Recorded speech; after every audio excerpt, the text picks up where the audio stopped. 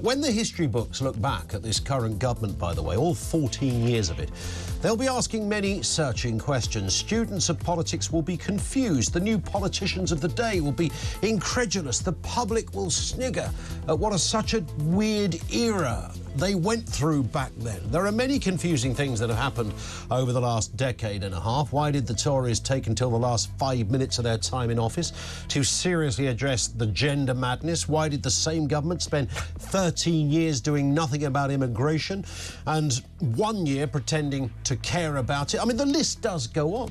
Also, top of that list, by the way, the top of the tier of all things utterly bamboozling about this government has been their approach to stop and search. This is one of the most crucial, useful and effective tools in the police armoury. A 6-year-old could explain why it might be a pretty standard thing to want to stop and search someone you would suspect of being a bad guy. I mean, it would come right at the top of a family fortunes question. Name something the police might do. You get my point. So, you can see why future generations will be royally confused upon discovering that the practice of stop and search was almost abolished for a decade from 2010. And those same people will be choking on their AI-generated vegan goulash when they realise that it was a Conservative Home Secretary who pretty much put a stop to it. Not any old Tory, but a right-wing Tory, Theresa May, the darling of the right, as she was known. Yes, it was she who decided that stopping potential criminals and searching them for a foot-long ninja sword was a very bad thing to do indeed. You can imagine Jeremy Corbyn, that kind of character, thinking this or coming up with that sort of gibberish. But this was Theresa May, for goodness sake. So you've got that, and then you throw in a few professional race-baiting grifters who lose their shizzle if the police so much as talk to somebody who doesn't look like Casper, and you have the perfect combination. Stop and search became a buzz phrase for abuse, for injustice, and even for racism. None of this was true, by the way, but it didn't stop professional half-wits from saying it was. And as a result, under Theresa May, the darling of the right, Conservative Home Secretary, stop and search fell by 2/3. And then today we hear this. Police must increase their use of stop and search to tackle knife crime rather than appease campaign groups who claim it's discriminatory. This is according to Chris Philp, the policing minister, who says stop and search is a vital tool in taking knives off our street. He says it's not used often enough. Man alive, what is wrong with these people? The very same government. All right, the cast might change a little bit. This is still your Tories, still the Conservative Party. Pretty much put this whole thing on hold for the best part of their time in office. Knife crime all over the place. Not the only solution, by the way. Of course, stop and search doesn't always result in a find.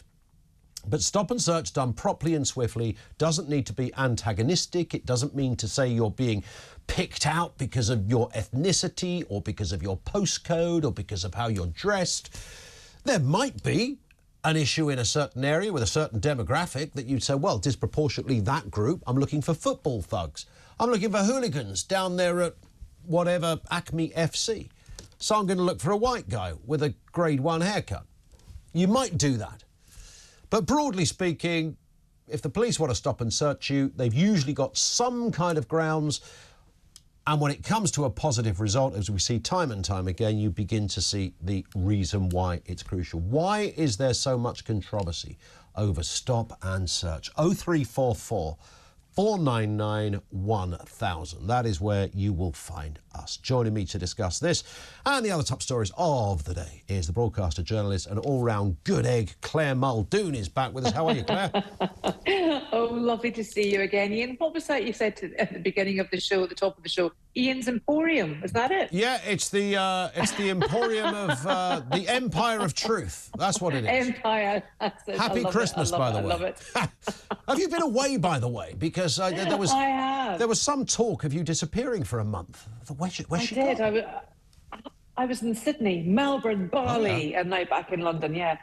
So I was visiting one of my daughters, so it was Fantastic. so lovely I to see. get away. Right. I thought I really feel the benefit of it. You've been sent there on one of those new criminal exchanges or something. Nothing. No, it was facial recognition, and they did a stop and search. There it is. Well, let's talk about that stop and search. I mean, the Tories got rid of it, and now they're saying, no, this is a thoroughly good thing. We should have more of it. Well, I really agree with this, but also what I'd like to see is a knife amnesty. You know, there's too many knives out there. Apparently kids can buy them on Snapchat, TikTok, whatever. Sure. They can even, the reports that I think this evidence is based on from years ago was the fact that kids could go and buy them in corner shops, in these pound shops. Grade A blades that can do a lot of damage and even cause death.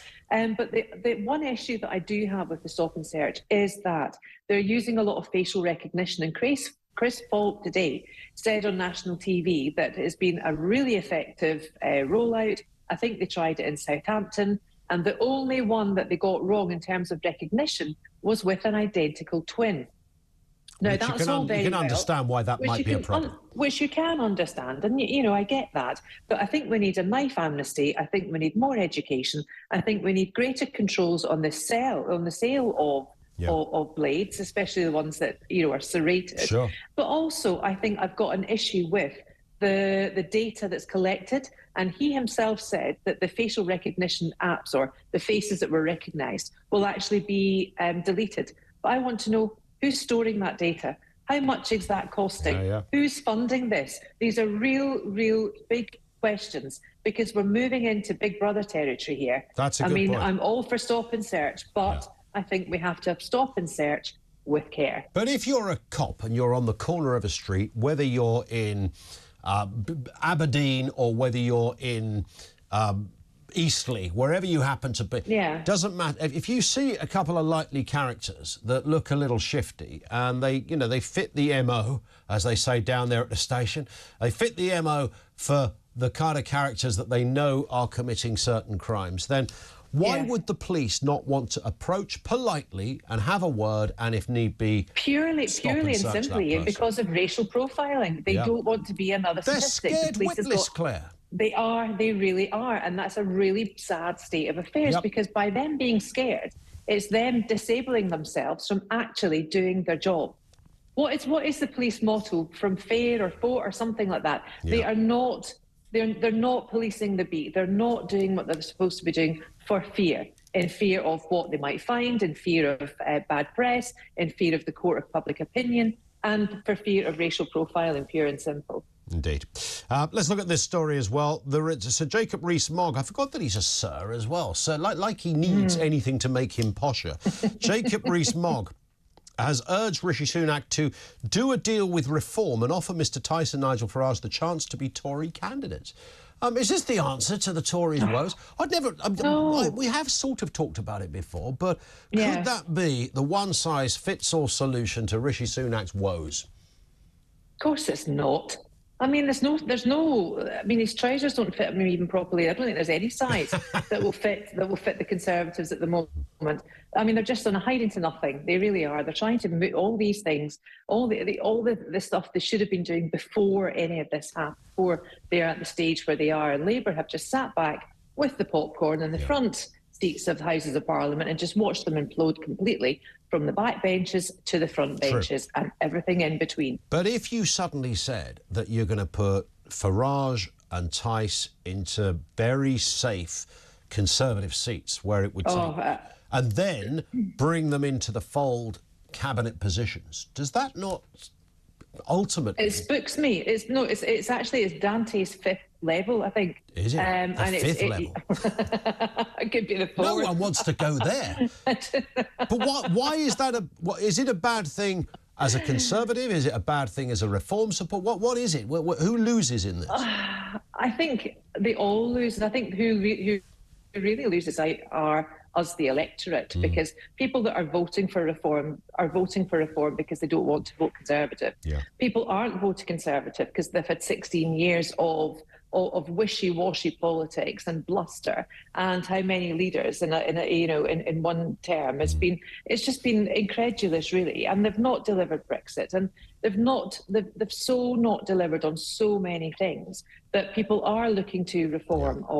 And I don't even think Farage has come out and pinned his mask to any colours, or pinned he's not identified with any one particular party. So who knows what's going to happen with Farage, but still, he's a very popular man. He is indeed. We haven't had Richard. So can we get Richard Tice on tomorrow for a bit of a chinwag? We'll see if Richard's available. He's always been good at coming on. I'd like to put all of that directly to him as to whether that'd be interesting. Yeah, I mean, parties usually say no, we won't do a deal. So I would expect him to say that. But I wonder what that would. We're going to talk about this in a bit more detail later in the hour. I wonder whether there are some Conservatives out there who would move to reform that would go back to Tories if they thought that was the combination. I think they're more likely to move to Labour from Natalie Elphicke et al. So I think once the general election has been mooted, I think once the general election is set in stone, I think people will then come out and then we'll have a bit of a restart and reset. Let's move then to this story. And some of the sperm are already beginning to get tired and stop swimming. What's that one doing? It's going the wrong way. Yeah, that's how you teach sex education, Claire. Simple as that. Honest to goodness, Ian. But it's going to be banned. It's going to be banned before the age of 9. Is that a good thing? Hallelujah. Of course it's a good thing. I mean, children are children. By implementing that into the curriculum, what we were doing in schools was actually erasing innocence from children. We were making them grow up far too quickly, far too soon, and without due care and due attention, and without safeguarding them.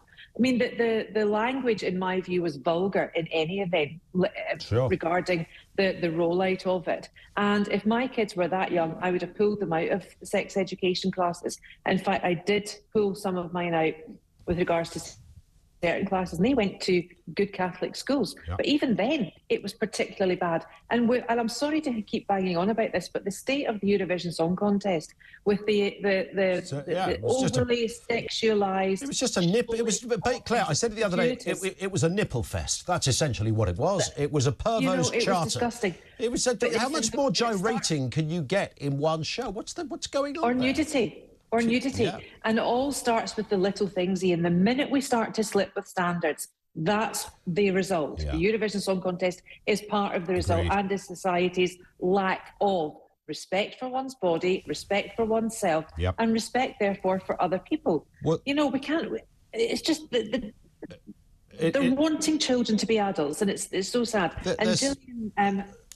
I was just going to say, Claire, there seemed to be a big race to, among some areas of teaching to, so how young can you go, almost, terms of, we need to teach nursery kids about genders. We need to... what is wrong with you people? What the hell is wrong with you people? Exactly. It's, it's the destruction of the young.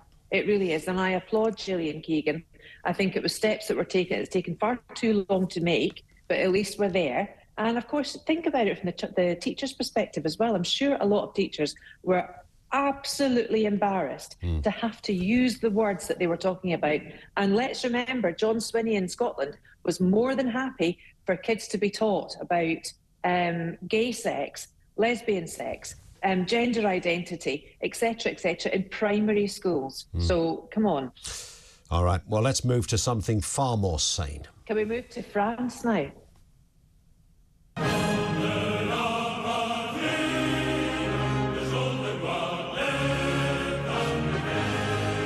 There it is. Bonjour Isn't that tout fantastic? le monde. This is the new road safety campaign launched across the Channel, urging men to drive like a woman to reduce the number of deaths on the roads. The slogan, conduisez comme une femme, meaning drive like a woman, is appearing as part of an initiative by Victims and Citizens. Very sexist stuff. Well, I'm outraged. I'm going to the United Nations. It's not very sexist stuff because women are rubbish drivers. But also, I think the problem here is the fact that the French drive on the wrong side of the road. So perhaps that's why they were having too many accidents. Yeah. And let's be honest, under Sadiq Khan, London, you are driving like a woman because you have to be overly cautious because of the infantilised 20 miles per hour limit. So, well, there's that. So, did you say that women aren't good drivers? Is that what you said? I did. I'm the exception, obviously. No points for my licence, an exceptional driver. But women just can't drive. Yeah, that's interesting. I must. And they can't park. And they've got no spatial awareness. I'm glad you're saying this and not me.